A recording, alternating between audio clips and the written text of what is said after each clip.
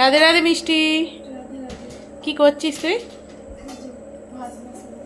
কেন ভাত বসাচ্ছিস কেন এখন সন্ধেবেলা? আমরা তো সন্ধেবেলা ভাত খাই না। আর তারপরে তো আজ একাদশী, ভাত তো খাওয়াই যাবে না। তাহলে কালকে কি আছে?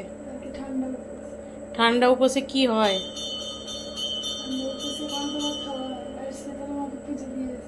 শীতলা মায়ের পুজো দিয়ে এসে ঠান্ডা উপসে পান্তা ভাত খাওয়া হয়, তাই তো?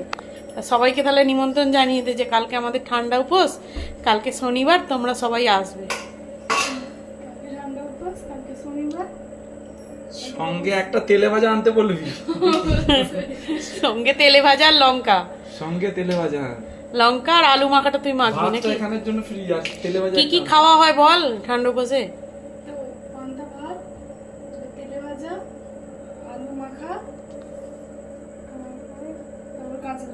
কাঁচা লঙ্কা ব্যাস। তো ভাত বসিয়ে দিয়েছে, এবার ভাত হতে থাক।